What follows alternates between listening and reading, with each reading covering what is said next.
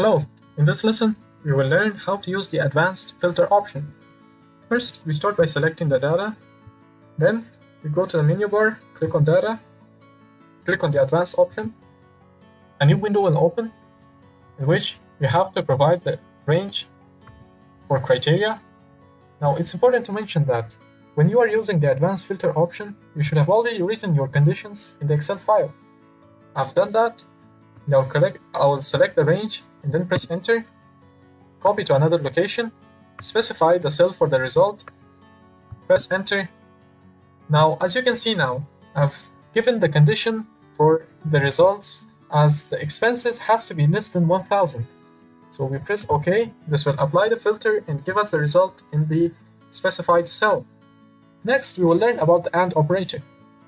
Now we click on the advanced, we go to criteria range, and we select this range. Now, as you saw previously, in the previous filter, we only gave one column as condition.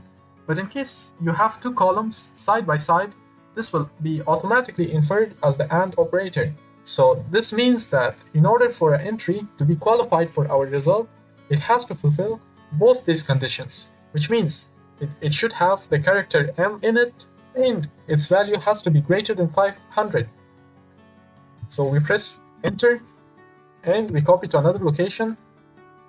We specify the result cell, and then we press enter, click on OK. This will apply the filter and will give us the result March 890, which is the only entry that specifies both these conditions. What if I want to apply this condition or another condition, which is containing the word entry has to start with A and has to have value greater than 100. In this case, I go to advanced option, go to criteria, select this range. Now, it's important to mention that when we have two conditions above each other, this means that in order for an entry to be qualified for our result, it has to fulfill one of these conditions, either the first one or the second condition. We press enter, and we click on the copy to another location. We specify the cell, and then OK. This will apply both these conditions, and according to this filter, will give us the results here.